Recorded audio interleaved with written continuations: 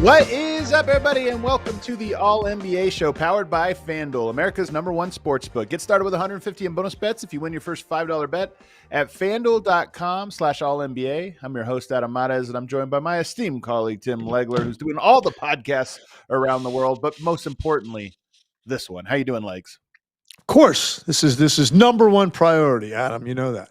But I'm doing great, man. I'm doing great. It was I got into Minnesota pretty early, so I had time to really watch a lot of film yesterday, a lot of games, some good ones last night, some really good fourth quarters that we're going to talk about. And then right now, man, the feel-good team of the start of the season, the Philadelphia 76ers, do it again. And look, I know it's the Wizards who are not going to win a lot of games this year, but they do have some young talent I like. We're going to talk about that. But just the way that they fought back in this game, man, and end up winning a road game in overtime. I like it. Yeah, today we're going to talk about fourth quarters. There was a lot of good games, so we're not going to be able to cover all the games, but we thought, you know what? Why not just watch the fourth quarters of a lot of these ones so we can cover more ground? And later in the show, we each have a red flag team. I mean, obviously it's too early in the season to make big proclamations and write anybody off, but there are a couple teams that have some red flags that we say, you know what? Don't like what we've seen out of them in the first week, so we'll get to that later on in the show. But yes, let's start with our FanDuel game breakdown of the night. This is, of course, presented by FanDuel. Remember, get started with 150 in bonus bets if you hit your first $5 bet. Our game is going to be the Philadelphia 76ers coming back. For the third time in 4 games, they've had a double-digit comeback in the fourth quarter over, I'm going to go ahead and call it my Washington Wizards, because I really like this goofy team. I'm going to claim a whole team on you, Legs. I can say I don't know that sentence exactly like that's ever been uttered. I don't know that anybody's put all those words together in the same sentence. My and then the Washington Wizards followed that. But listen, no, we tease because they've been down on their luck. But there are some pieces on that team I do want to talk about today that I really like. Yep, there's some interesting ones. But before we get back to that, the 76ers, man, are this very weird new team because we've seen them for the last 10 years. Joel Embiid's team anchored around him. All of a sudden this year, with him kind of in and out of the lineup, obviously mixed health to get out of the gate, but also just mixed identity because VJ Edgecombe has started the season like he is ready. Tyrese Maxey obviously has all that speed. He has been incredible. And then you have guys like Grimes who are constantly in attack mode. I mean, that guy's always looking to score. They have these guards. They spread you out, and they just attack with them. And that lends itself to some big-time comebacks, and it lends itself to some explosive scoring, which is exactly what happened in the fourth quarter and overtime of this game. Man, so I don't even know where to begin. Let's start with I actually want to start with, because I want to do it and then get it out of the way, Joel Embiid. I want to start with Joel Embiid because this is this interesting dynamic you've got going on with Embiid. He's going to be on this minutes restriction. You know, it's crazy on a night a guy gets 25 points in 23 minutes, but then he's not on the floor to like close the game because his minutes are up. That's right. The world we kind of live in. And it's look, by design with Embiid for a lot of obvious reasons. This is going to be their approach. I want to start with him, Adam, because they're going to be playing. They're going to be playing with in these weird minutes allocation here early. He can still score. The guy can still score. He's massively skilled. He's huge. When he gets position, he's got great touch. He's going to score. I'll tell you one thing that was shocking to me watching him last night. He literally can't jump at all. And that means his ability to affect the game defensively is almost non-existent. And it's going to be very interesting to see now when they've got this young, younger perimeter core, fast, entertaining. These guys can light it up. Maxey is playing at an incredible level right now. Edgecombe's had a great start. We talked about that, but Oubre's playing great. Quentin Grimes is playing great. They've got some younger bigs in the middle, like Bona, who had a great night last night to close that game. And so it's just good. And you got Embiid looking like he looks defensively, but you obviously have to play him because of what you're paying him. You got Paul George sitting over there in street clothes. He's going to play at some Very point. weird story. And it's the antithesis, complete antithesis to what they look like with these other guys that are playing out of their minds and off to a 4-0 start. So I'm really just first want to get your thoughts on Embiid, because I do like Alex Sarr. He's an intriguing player to me because he's come a long way since he first started playing beginning of his rookie year last year. Like his second half of the season and then now his start this year. I really like what he does, but he did whatever he wanted to Joel Embiid. He stepped outside, shot the ball, he posted him up. He had plays in the lane where he turned and just shot right over him because Embiid literally can't get off the ground. Adam, he had a breakaway where he basically he was behind the play and the ball went the other direction and then it was a turnover. So he's down the other end of the court all by himself. They throw the ball ahead to him and it looked like he went to dunk it on an uncontested breakaway and he ended up neither foot left the ground and he laid the ball in. And Kyle Lowry was right there in front of the bench. Kyle Lowry stood up and his hoodie on with his sweats, and he just had his palms up and started laughing at Embiid, like, dude, what are you doing? And I think it's because he physically can't do it. And then just the other end of the floor, like defensively, trying to slide and move, and he cannot contest shots. So I'm just curious. I want to just start with that. Like the way he looks physically, regardless of this plan, if this is what he looks like now, coming out of a camp in which they said he was healthy and now he's on a minutes restriction and he still can't jump, I have no way of thinking that Joel Embiid is going to stay on his feet, be upright, stay healthy, and give them what they need to be a real difference maker. So I want to get first, before we get into the game and these young guys and all that, I want to get your thoughts on Embiid and how he looked physically in this game to you. It is the weird thing hanging over this really exciting start for the 76ers is this idea of they look good in a direction that you didn't necessarily expect. VJ Edgecombe, Tyrese Maxey, and the identity of the team, I think, is shifting in their direction and away from Embiid because of what you're saying. One, the minutes restriction is going to keep him off the court. You mentioned the jumping, which is big because that's how he protects the rim. But to me, it's not just that. It was the lateral mobility that really stood out. Just some of the things, the twisting of his body and stuff just was so slow that I think it is one of those things where maybe he has to adjust. I had to go through this. I know every player has to go through this when after like my first major injury and I'm just getting older in age, it's like, okay, I'm not the player I used to be. So I have to adjust my game now. I don't get to do these things that I used to do. I have to figure out what I am. And maybe that's where Embiid's at, that he has to now adjust to the new body.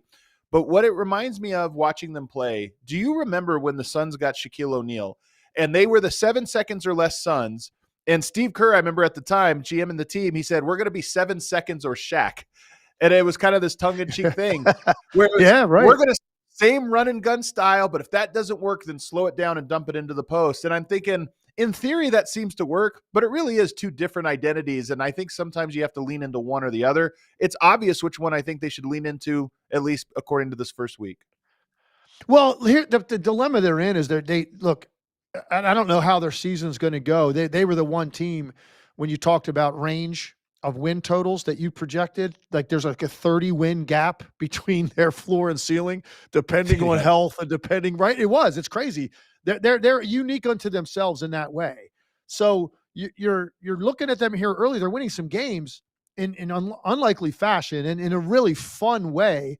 The fan base is really energized by the style of play, but you also know that the ceiling is significantly lower if you don't have Embiid, like being dominant on both ends and being out there to close games. So it's a weird dilemma. And then at some point, Paul George is going to emerge. He's going to play. That's a different style. He plays with the ball a lot. He's a little bit more of an ISO guy. He likes to go back and forth with his dribble and even on ball screen. And based on the way they're playing now, and if that looks any slower, any less fun, any less fast-paced, the fan base is going to be on edge about it because and look, I'm not saying that they all believe like, oh, we'll just forget those guys. We'll just run this out there every night. And this is going to be good enough to contend or compete in the East. It's not going to be ultimately. Okay. It's not, but there are large stretches of games when it's like, man, they're athletic, they're fast, they're sharing it, they're having fun. And they got great contributions out of Bona last night. I mean, he was incredible in the overtime of this game and some of the plays he made. Yeah. But we know that, Adam, they have to have Embiid be a major impact player to think that they're going to really do any damage in the Eastern Conference. So there's a real dilemma for the Sixers and how they're going to manage all this right now. Let me throw something out. And I don't fully believe this, but I do think that you have to kind of like adjust your own thinking about what we expected. Embiid had 25 points last night on 9 of 17 shooting, 7 rebounds, 5 assists. That's a pretty good game given that we're talking about how bad he looks. What makes him, if this team was to adjust around and say, okay, it's no longer Embiid's team, he's part of the system that we run. He's still a phenomenal screener and a phenomenal pick and pop player because he's so good from the mid-range. He's such great touch from there. He draws fouls.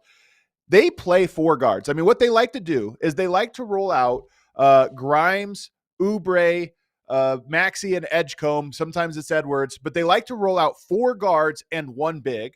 Well, Embiid is a perfect guy for that because you can spread out with shooting and with speed, guys that are going to get around you one-on-one on kickouts, and you can run pick and roll with a huge screener who's also a pop threat. If you just say, okay, it's not Embiid's team, I do think he has to get better defensively, but it's not Embiid's team, but he is part of that system. I look at that and say, yeah, that's hard to guard. Quick guards who can get to the rim, 4 of them. There's not teams with 4 defenders that can keep those 4 guys in front. All right, so it seems like you've solved that, but you're still going to have to deal with reinserting Paul George into this situation. Well, that part. Right? Whenever that is, and it's a different style than the way these guys are playing. Yeah. And who knows if Paul George ends up playing and then staying healthy. I mean, that's been tough for him throughout his career too, certainly since he got to Philly. So there's a lot to be figured out there. But in the meantime, now let's talk about what we are watching, because Tyrese Maxey's been right at the top of the list for must-see offensive players in this league to this point. Edgecombe's been sensational. Last night, was more pedestrian night, 14 points in 40 minutes. He didn't take a shot in the first quarter of the game, which was kind of strange how hot he's been, whatever reason. And I watched the entire game, and it just didn't happen. It happens like that sometimes. He just didn't get opportunities to score early. Still made his presence felt in the second half of the game. But Oubre was great. Maxey was sensational. And then, to me, Grimes, with the shot making he had down the stretch and in the fourth quarter, was incredible. And then you got the unsung hero of the night, Adem Bona. Yeah. He gets the tip dunk to give him the lead. After Maxey misses a floater, they're down 1. He gets the tip dunk. And then he has like 3 block shots that basically take place in the last 40 seconds of the game. One, maybe on altar. Maybe he didn't get to it on the one drive by McCollum. But the other 2 were clear blocks. He protects the rim, saves the game. And this guy's energy and just likability as a player is off the charts. And he didn't do anything offensively. He had 2 points, 5 boards, 5 blocks in 18 minutes. And he's bouncy and he dives hard. And he fits with what these other guys are doing on the perimeter, man. Set screens, dive, go get us the ball back and protect the rim. And we don't ever have to throw you the ball. It's awesome. Let's go. And that's kind of what they looked like last night. And they ran that team down in the fourth quarter. And the Wizards contributed to that with some of their possessions offensively. They were really bad. Give the Sixers credit. They never doubted that they could run them down and actually win the game. And so the momentum continues. The thing about Bona, so you look at Embiid, I just said they like to play 4 guards and they have guys, their whole thing, if you have a system that doesn't require a ton of complexity, 1 screen or just space the floor, and you have guys that can break down a defense without a pick or with a basic pick, that's a recipe for success. So I kind of buy their ability to do that. If it's Embiid, it gives you more offense. You would hope 2-way play, but at the moment he doesn't seem healthy enough for that. Bona was how you closed last night, because he gives you the defensive presence, and you just have to get a handful of stops because your team's going to be able to get into the paint and score, drive and dish. And so he did that, and all those he had all 5 blocks, I think, in overtime or at the end of the game. They all came in a row, which was a huge impact. Anything else on them before we move to the other side and talk Wizards? No, man, I think it's just Maxey.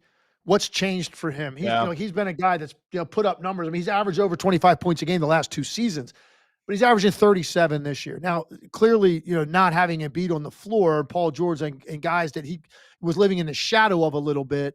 It's Maxey's team. They said it on their own broadcast last night because I listened to the game with their broadcasters. All right, and Ala Abdel Nabi is their color analyst, and he said it. This is now Tyrese Maxey's team.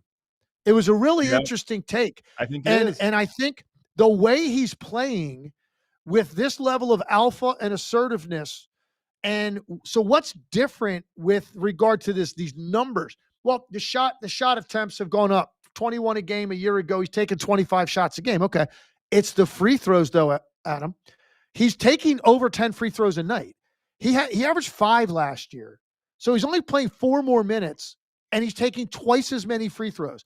So the difference to me is, and there's a whole nother level of conversation about the officiating and calls and free throws to this point in the season that you and I are going to get into at some point, whether it's today or another show. But I just think it's like a respect factor a little bit with Tyrese Maxey now. He's getting some of these bumps on drives that he wasn't getting last year, and he's getting them now.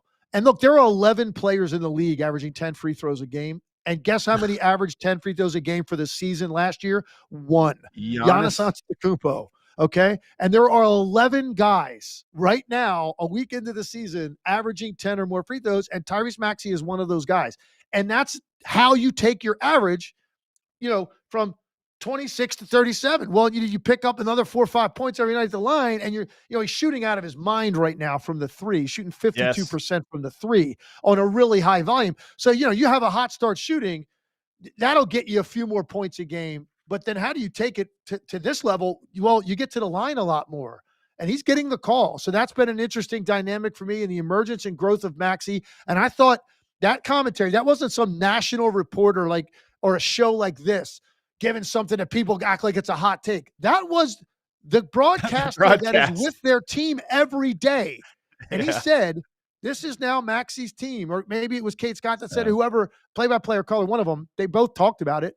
And I thought that was a really interesting dynamic. And I think that is what the people in Philadelphia want this team to be called. His team. And that transition is taking place right before our eyes. Well, you mentioned the hot shooting, 60.1% effective field goal percentage on jumpers. That's the highest in his career so far, but it's just red hot in general. He's tied for the most three-pointers made in 76ers history through 4 games, and he has the second most points. Only one player has scored more points through 4 games to start a season, Wilt Chamberlain. So you're in good company there if that's the only guy who scored more than you. But here's the note I'm going to give you. He played 47 minutes last night on the second night of a back-to-back. He's leading the league with 43 minutes per game on average this season. And in overtime of that game, he was the fastest guy on the court. That guy that's such a great point, man. He could have played 77 minutes last night. Yeah. He's got that motor. He really does. When you're talking about stamina, he really does have like a Russell Westbrook level stamina, which is that nonstop adrenaline. He's got the entire game. He never slows down. He's one of my favorite players to watch in the league. I don't know how anybody could watch Tyrese Maxey play and not love watching it, because that guy looks like he's having a blast. Win, lose, play well, not play well. He never changes his demeanor. And his emotion at the end of the game was pretty incredible. And it was right after Bona got the tip dunk and then had the 2 blocks. And the second one of which saved the game. And Maxey, was just so demonstrative and celebrating, ran down the court basically and, chest bumped him and was so thrilled for his impact. But yeah, man, they've been a great story. And Maxey is an easy guy to watch and an easy guy to root for. Let's go to the other side very quickly. The Washington Wizards had the perfect game for a team that is in their position. They played phenomenal. They developed some of their young guys played great, and they end up losing in the end so that they can retain their tanking position. I don't think it was intentional. I just think that this team doesn't know how to close. I don't think that they have any idea how to win games in the NBA yet. A lot of young guys. They had a lot of turnovers in the fourth and in overtime. There was no reason they should have lost this game. You know, do you ever do this, Legs? I knew the score of this game before I watched. I watched this one late. And as I'm watching it, I'm like, how does Washington lose this? There's 5 minutes to go. They're up 15. And I'm sitting here going like, I know what happens, but I can't imagine how. And then you watch it. But I don't want to talk about that.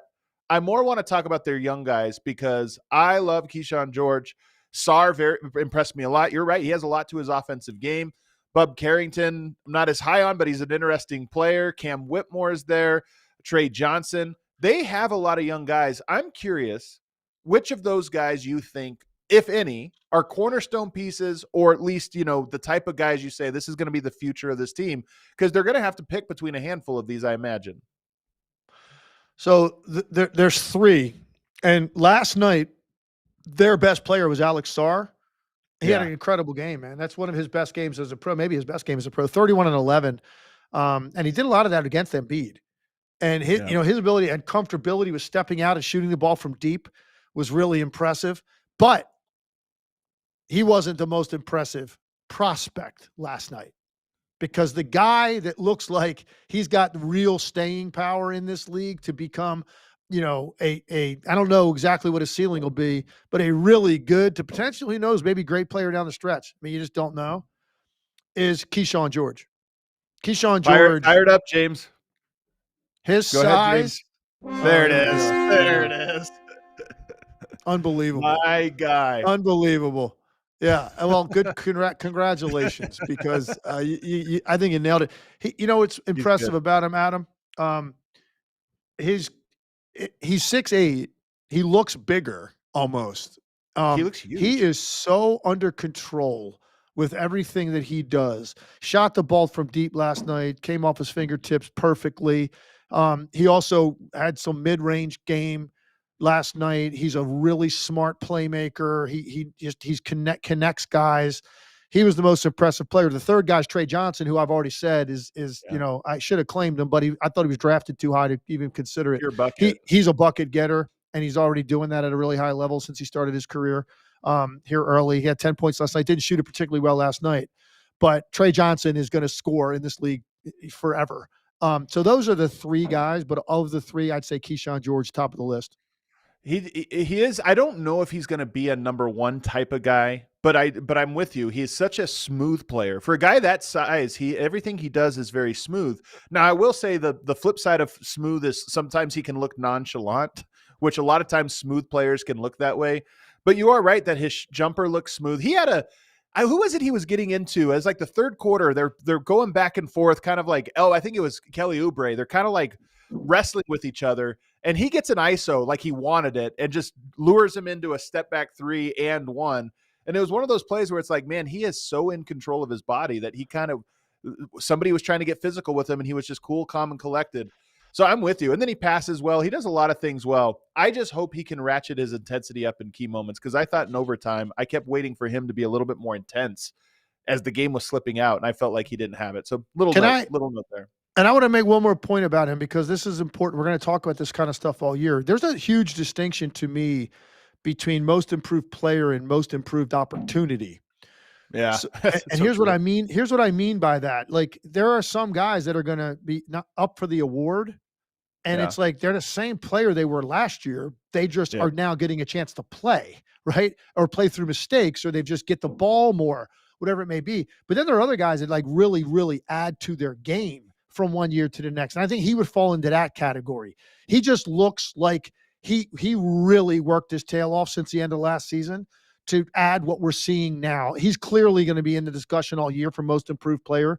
But that's like really what it is with him. Because the reason I say that, I look at a guy like AJ Mitchell, and I go, AJ Mitchell's also going to be in the running, and he might win the award. But I feel like AJ Mitchell, in the limited amount of time I saw him last year, I felt like this is the same thing. It's just now he's getting a chance to be out there every night for 25 minutes. And because so the opportunity is there for him in Oklahoma City early in the year. So I think there is a distinction between the two. In Keyshawn George's case, he's added to his game, man. And he's taken his average 8.5 points a game last year, 26 minutes a night. He's only getting 4 more minutes. He's taken his average from 8 to over 20 here early in the season.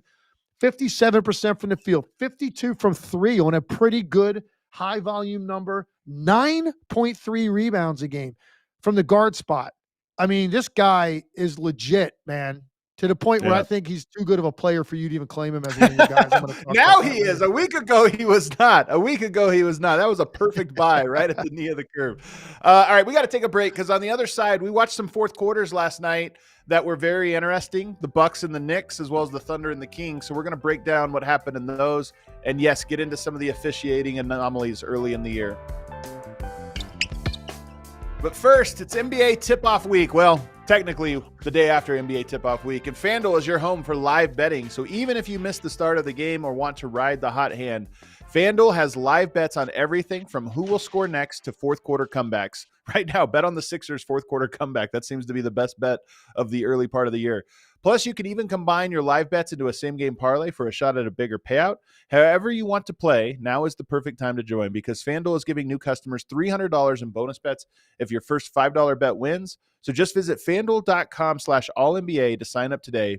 Play your game with FanDuel, official sports betting partner of the NBA. Must be 21 or older and present in select states. For Kansas in affiliation with Kansas Star Casino, or 18 plus and present in D.C. First online real money wager only. $5 first deposit required. Bonus issued as non-withdrawable bonus bets, which expire 7 days after receipt. Restrictions apply. See terms at sportsbook.fanduel.com. Gambling problem? Call 1-800-GAMBLER or visit fanduel.com/RG. Call 1-888-789-7777 or visit ccpg.org/chat in Connecticut or visit mdgamblinghelp.org in Maryland. Hope is here. Visit gamblinghelplinema.org or call 800-327-5050 for 24/7 support in Massachusetts or call 1-877-8-HOPE-NY or text HOPE-NY in New York. Also want to tell you guys about SeatGeek. If you're looking for live tickets to your NBA team this week or perhaps this weekend, hop on SeatGeek. They have an incredible deal. There's over 35 million downloads of the SeatGeek app. SeatGeek is the #1 rated ticketing app. There are more than 70,000 events listed on SeatGeek, including concerts, sports, festivals, and more.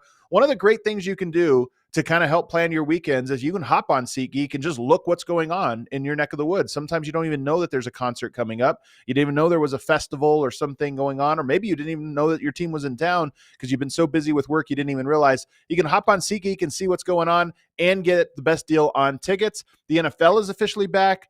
The NBA season is here. You got all these different exciting things going on, so you can hop on the app and start scrolling, figure out what you want to do with your weekend. They also have this great scale 1 through 10, so you know if you're getting a good deal on tickets, and it's color coded. You can look for the green dots when you open it up and you're looking for a good deal. Look for the green dots. That means that's above average value. Sometimes all you get is the red dots because it's an in-demand game and you're not going to get the best deal. You know you get the best deal there, but you're not going to get like a green dot deal.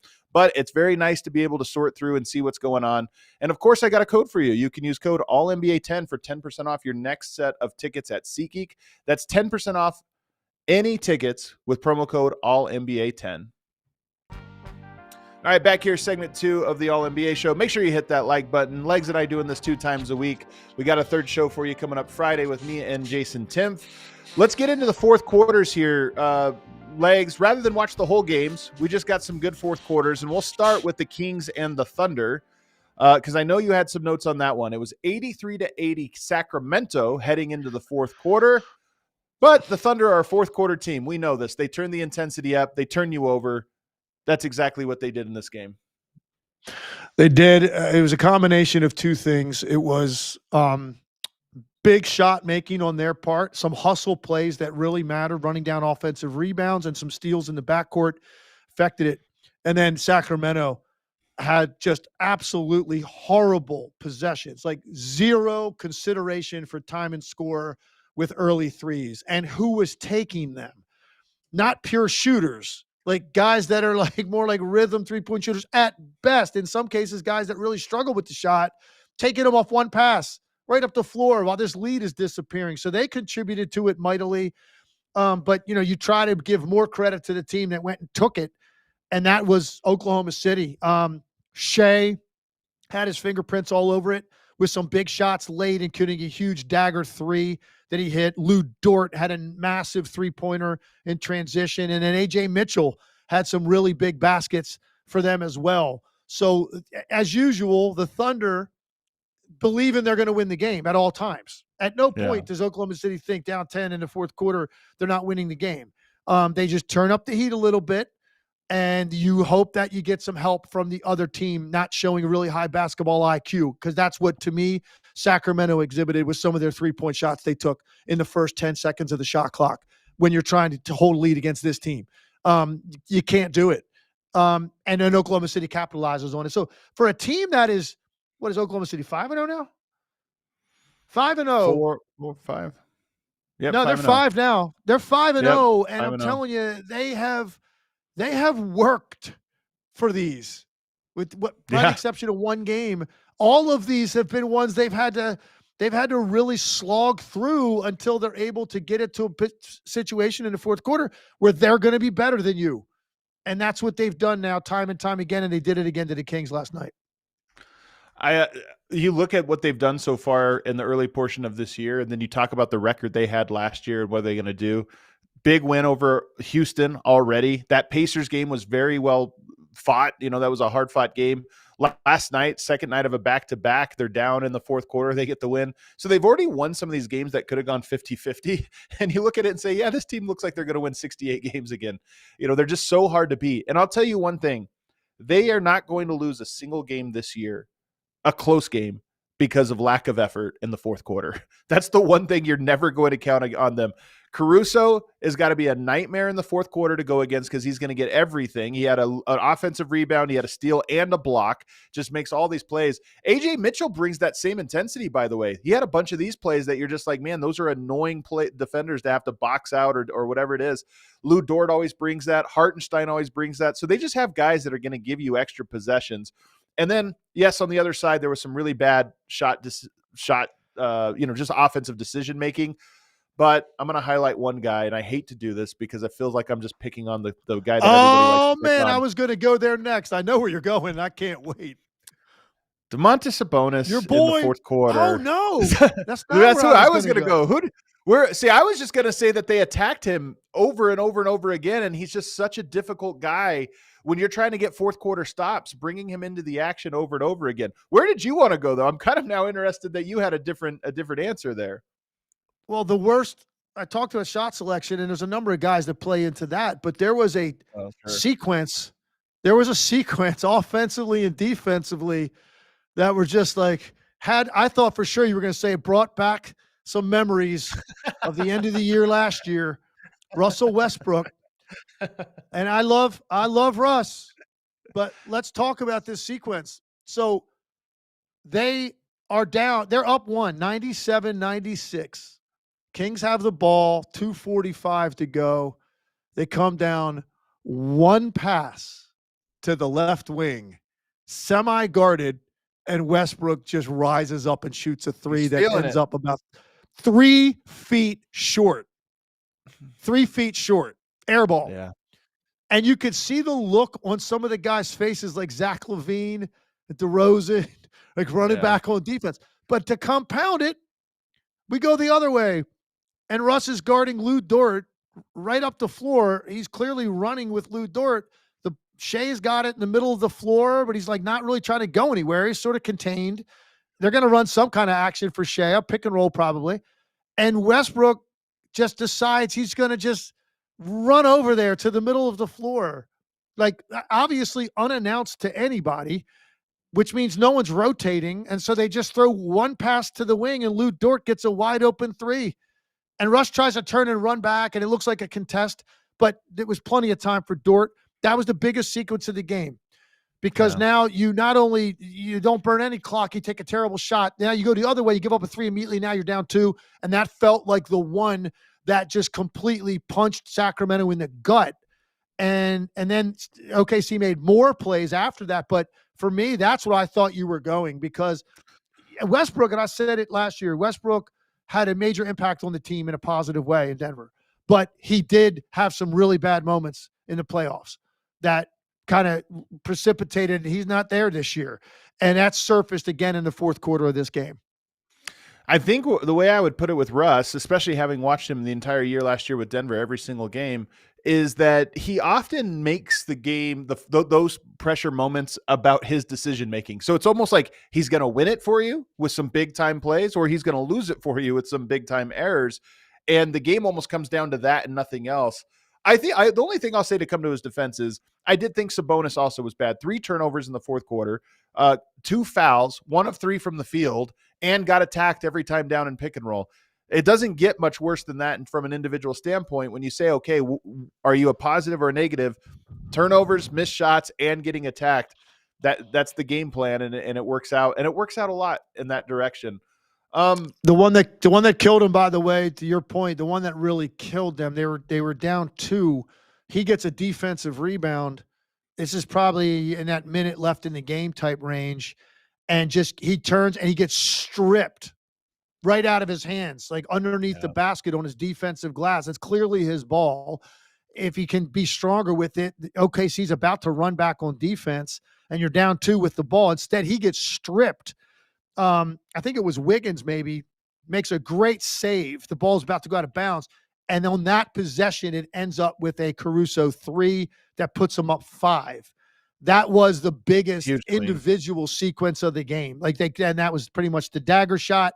And then Shea hit 1 up 3. He hit a step back 3 to go up 6 with like 30 seconds left.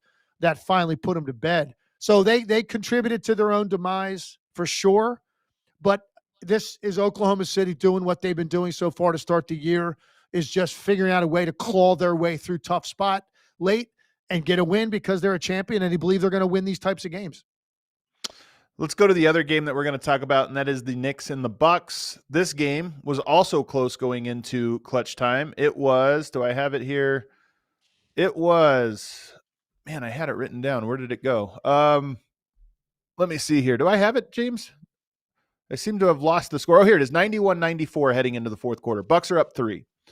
The Knicks, both teams could not score. This was a defensive battle in the fourth quarter for large portions of it. The difference is, in my opinion, one team had Giannis Antetokounmpo, the other team did not, because both teams were horrible in their offensive process. Both teams were great in their defensive process, but Giannis was able to get 11 points in that fourth through sheer will.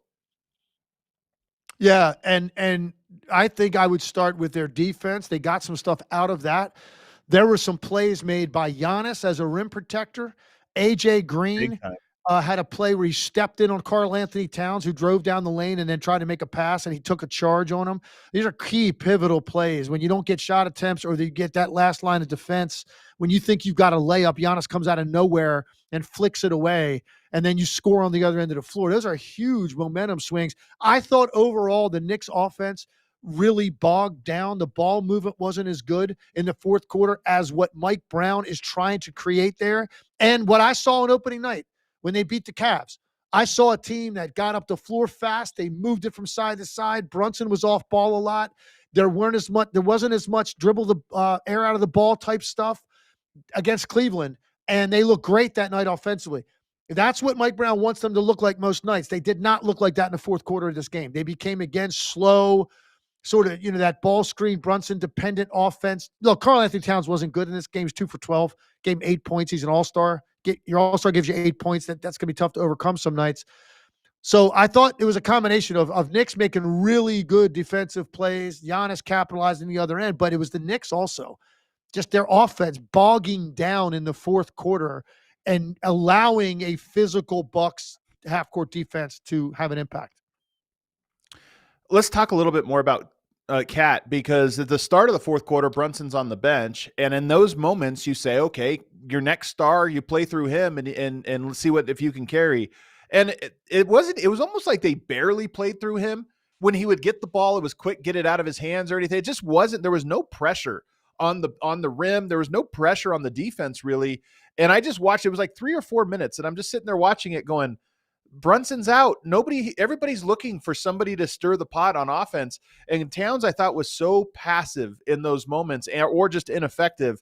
And to me, That's what the Knicks have to become. He has to be an impact player, especially to start the fourth quarter. You talk about like Jalen Williams on the Thunder, always to start the fourth quarter. Shea goes down and it's like, okay, can we get off to a hot start? He almost always brings it because he understands that moment is about me putting pressure on the team. Cat, in those first 4 moments, I was like, does he realize this is the fourth quarter? This is the clutch? No, I totally agree. And actually, I'll go back even further at the beginning of the game. I think he took one shot in the first quarter. Like, that just doesn't happen in the NBA. You're a star player. First of all, in most teams, it's like everybody in the starting five gets a shot in the first 4 minutes. It's just kind of how you do it. Everybody just get one up, get your touch, and even non-scorers, like to find a way to get a touch and get one up at the rim before you check out the first time. So I don't know what that's about. Something I guess to keep an eye on. The Knicks and Cavs are I think clearly the favorites in the East. Maybe some people now a weekend want to kind of, reassess and just kind of look at all of that. I think at the end of the day, that's how it's going to play out. There are some other teams. The Bucks look interesting to me here at the start. Giannis, I mean, I don't know what else to say about the start he's had. To think that you could be this deep into your career and look this good and overwhelming to defenses, this looks like Giannis Antetokounmpo from like 5 years ago. That's how good he has been to start the year. So, okay, you kind of take notice of that. And if they're good enough defensively, which they were in the fourth quarter last night, they're going to win their share of games because Giannis is still going to do his thing. The Knicks, they're going to be there, near the top of the East at the end. But this isn't necessarily, the start Mike Brown would have liked, but it takes time to adjust to new coaching style and what they're trying to get. And maybe Karl Anthony Towns isn't fully comfortable yet with like what it is that they're trying to accomplish offensively. Brunson last night kind of looked the same as he looked before. Right. 25 shots. He played well. It was mostly his game. And I think that's what people are looking at saying Mike Brown's going to change something. And not that you de-emphasize Jalen Brunson, but you find a different way to do it so it's not so dribble dependent on his game. And last night, maybe it got back to a little bit of that in the fourth quarter. 100%. I will say that the Bucks depth, you get Coffey playing, Cole Anthony, Kyle Kuzma. I know some people were critical or got upset because I was critical of their depth. I still am not very confident in their overall depth of the team. But last night it wasn't as much of an issue as it was the previous game. Let me ask you last one about Ryan Rollins because I'm kind of interested in him. You were talking earlier about true, like most improved type guys that are just playing better. He's one of them who's up to 15 points per game this year. He plays. The thing that stands out when I watch him is that he has a confidence to him. He doesn't look like a guy who's trying to break out. He looks like a guy who thinks he already has. Totally. And he had some, man, you talk about confidence plays last night down the stretch of that game. When you're coming up the floor and you got Giannis who's having that kind of night and these are key possessions and you're confident enough to run ball screen or the ISO and go downhill, stop on a dime and shoot a 15-foot pull-up the way he did late in that game, that's a major breakthrough from a confidence standpoint. He played 56 games for them last year, about 15 minutes a night and averaged 6 points a game. He's up to almost 30 minutes a night this year to start the year, and now his scoring average is up over 15. Again, a great start to the year shooting it, although he hasn't shot the three particularly well. If he shot the three a little bit better, those numbers would be even better because he's taking like 5 a game. If he improves that percentage, it's 35%. If he gets up over 40% from the three and he gets a really hot streak, I mean, he might be averaging 16, 17 a game to start the year. He's been one of the really good stories when you look at just numbers that pop off the page relative to last year. He's one of those guys that needs to be talked about. All right, let's move on to our next segment here, Legs, which is let's talk about red flags. On Monday, we talked about guys we really liked, we're excited for in the first week, players, teams, different things. Now let's go to our red flags. I'll start us off. I'm a little worried about my beloved Orlando Magic, and I'm a little bit worried in particular about Paolo Banchero, who I've always been a skeptic of his game. There's parts of his game I haven't liked. Watching him this year, Legs, here's what I'm going to say about him. He's not a good shooter. And this is the number one thing. He's a superstar scorer who is a bad shooter.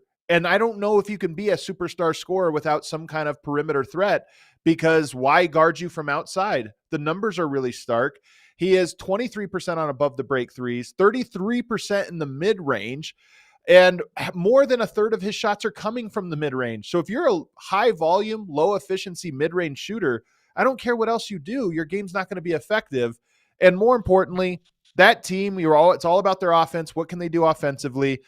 I just don't like their offensive process when he's on the court, because I feel like I can always tell where the shots are going to come from, and they're not going to be very efficient. I'm worried about Paolo. Well, I'm not worried about Paolo Banchero, but what you're saying is accurate during this stretch of games. That's not an inaccurate thing. Like you can be critical of a guy during certain stretches of the season or certain games without overall thinking that okay, I misread how good the guy is. I'm not worried about him overall as a player. I do think you're right and you're accurate in your description of the way he's playing right now. But there were lots of stretches that he's had in his first couple years in the league. I didn't feel that way about him. I felt like he had mixture in his game. He's a dominant physical force. The guy can flat out score. And the nights when he has really figured out the balance in his game with the drives, the deep shots, the mid-range, all it gets fouled. Those nights, he looks like literally an unstoppable offensive player some nights. Right now, I agree with you. He's bailing the defense out with some of his shot selection. And that's something I'm sure that they're going to be talking to him about. And now let's see that you've put him on red flag notice, okay, if he's willing to make the adjustment. Now, I want to, by the way, let's go into this red flag concept, because I live at the Jersey Shore. I live near the beach in the summer. And when you go up to the beach when I have a young child, the first thing you look at is the lifeguard chair to see what the flag is. Okay. Yeah. So green flag, that means the current's good, not too rough out there. Go ahead, man. Dive in, have a great day. Yellow flag means still good to go. Just keep an eye on it. Don't go out too far, and just be careful of rip currents and things like that. Red flag means don't go near the damn water. Don't go in the water. I want no part of that water. And that's, I think, what you're saying about Paolo Banchero. Now, you've written him off completely. We might have a little bit. Buried him forever. I think you have a different interpretation. This one means caution, warning. Everybody, I'm a little concerned. All right. So I'm going to use the Jersey Shore flag, lifeguard flag analogy for my team. Okay. Because we said we want to call the segment the red flag team. I'm certainly not red flagged on this team. Maybe yellow right now. The Atlanta Hawks. I'll give them yellow. Okay. Yeah. Like, okay, I can still go in the water on this team, but I got to be a little bit maybe more cautious than I would have been. It's not green flag right now. And here's why. The main reason is this. Why? First of all, they got a lot of hype in the summer, and they should have. They had a good offseason, right? They did a good offseason. But one of the things we talked about was, man, defensively, can you imagine Dyson Daniels out there at the same time as Nickeil Alexander-Walker, and you added Porzingis as a rim protector, and Josh Johnson's an elite level athlete, and Kongwu, like, this is going to be something. They've given up to start the year. Toronto dropped 138 points on them opening night. 138. Toronto. It was one of the lower 10 teams in the league. They get a nice win against Orlando, hold them to 107, but Orlando, again, is not a great offensive team. And then they give up 117, 128. So if that's why, for me, I'm just kind of like, okay, I'm certainly not like, wow, I was wrong about the Hawks. First of all, I wasn't as high on them as a lot of people anyway, but there's no doubt that they look like they took a bump up. So I'm not saying that's not going to happen. I'm just talking about this first week of the season. Where's the defensive pressure and impact that we expected to see from the Hawks? Because that was where we're going. This is where the difference is going to be. They've always been able to score. Now they can actually guard people. That hasn't really happened here at the start of the year.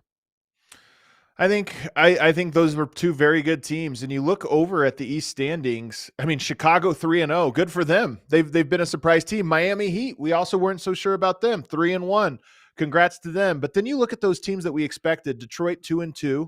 Okay, they have an interesting game tonight. By the way, we'll get to Raptors 1-3, Hawks 1-3, Magic 1-3, Celtics 1-3. Pacers 0-3. So all those teams we kind of expected to be there in that play-in range. A lot of them are off to these rough starts, and Atlanta and Orlando are two of them. I'm with you on both of them. I think a lot of people, I will say this. One of the funny things I've seen is Atlanta got more hype than anybody in the offseason. And over the last week, I have heard more people say, now, I wasn't hyping the Atlanta Hawks. I didn't hype them. You better not be talking about me right now. I'm not saying you. I'm not saying you, Legs. I know you have the integrity. Yeah, some people that I know in the industry, and I'm paying attention. I don't Yeah, remember exactly how hot your take was on them or not, I but was high. I I was know high. I for was a high on fact them. I was I was very high. I always kind of say the same thing. Like, I don't Yeah, know, man. Like, like Trey Young I like Trey Young more as a distributor than a scorer. Like, I think when yeah, he's really using his impact as a passer, I like them better offensively.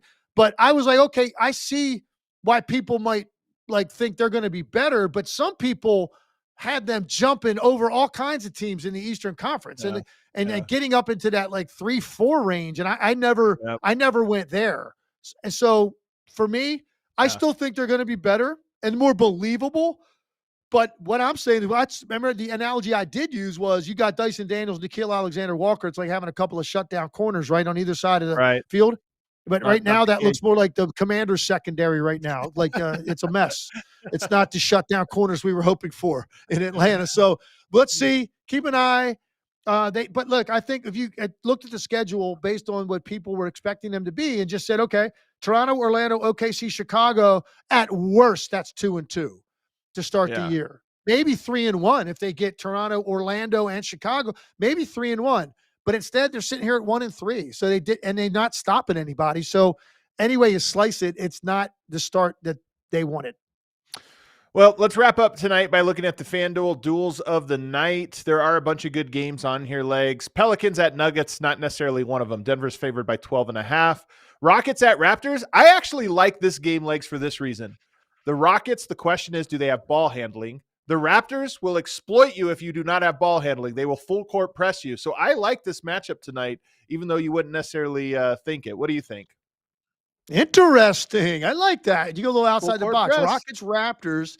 It wouldn't have normally jumped off the page at me, but now you have me intrigued. But I will be otherwise engaged with my game that I'm Yeah. calling tonight on ESPN, the second game of our doubleheader, which is Lakers here in Minnesota. I'm in Minneapolis right now.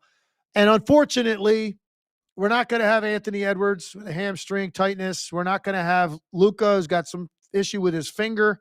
And we're not going to get LeBron dealing with a sciatica. So, I mean, that's a lot of star power not out there.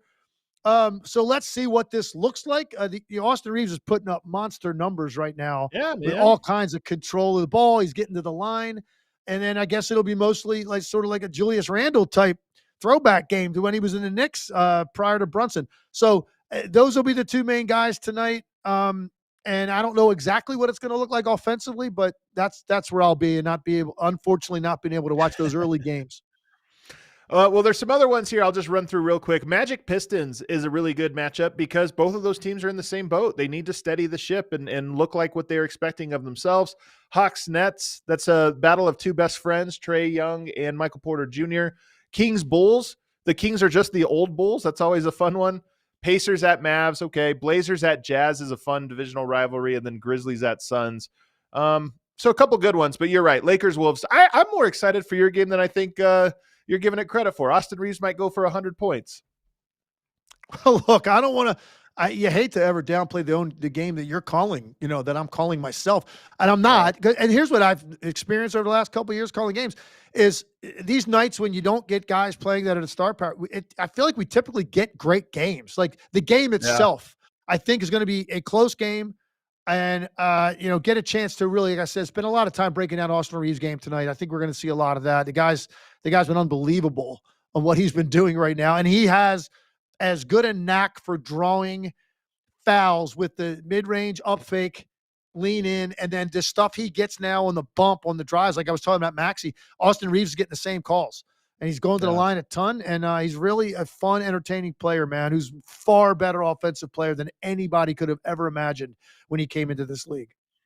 All right, we got 4 super chats to get through, and I know you got to get out of here, so let's race through these. Psycho Blue says, B-Ball Cthulhu would like to personally thank CJ McCollum for saving my pick'em night with his performance in the clutch. He had some bad turnovers. For a veteran player, he had some really rough ones in that game. What do we got here? He did. I love CJ.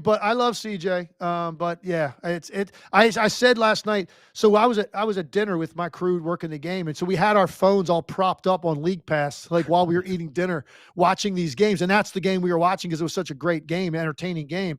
And I said, what a weird team. Like they've got They've got like 10 guys that were drafted in the first 2 rounds on their roster. All these young guys, we talked about some of them earlier. And then they've got Chris Middleton and CJ McCollum. Yeah, no, yes. It's the weirdest mix of players you'll ever weird. see on a team. So I feel bad for CJ that it didn't go his way last night. Ice Cold says someone has to make the Generator VJ's official nickname. In the drought of nicknames in the league, this one is too good for it not to be his. The Generator. All right, I don't know if we can make that happen. Generate some shots. I don't love that, but I don't love that one. But we'll work on one for VJ Edgecombe because I think that he's something, man, and he deserves one. People in Philly are loving him. Michael Porter Truther comes in and says, congrats on career momentum legs. Cream always rises. I always love people shouting you out, man. Appreciate the love. Appreciate the love, man. Michael Porter Truther comes in. Adam was right about Paolo. He's Josh Smith right now. Is it Italian? Damn, man. I ain't going there. I'll tell you what, man. I'll tell you this. I'm not the biggest fan of his game. So okay, we'll just leave it at that. I'm not. Listen, I'm not. He's not. I'm not sitting there, gushing about Paolo Banchero either. But come on now, people get a little ahead of themselves. Guys, she loved Tommy. Keyshawn George plays in Utah. DC's guy is Keyshawn. Oh, they call him Keyshawn. Like his official. Actually, the guy in Utah is Keontae George. Keontae George, yeah. I looked at how Keyshawn Johnson, because every player tells you how they want their name pronounced, and he says Keyshawn, so that's why I went with it. I actually had to look this up, and that's what we are told as well. So whoever try to correct that me. super chat was, nice try. You better come proper. You think this is?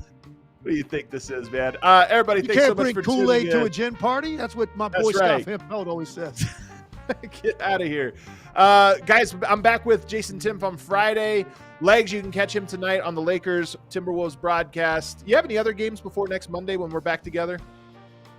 No, man. Right now, from now through the end of November, I'm only on Wednesday nights, man. Okay, well, there you go. So we'll be back. But guess what? Monday Wait. I'll give you a super early preview. Next Wednesday night, we've got San Antonio at the Lakers. Courtside look at Wemby. Excited. All right, man. That'll be a great one. Everybody, hit that like button on the way out. We'll see you Friday.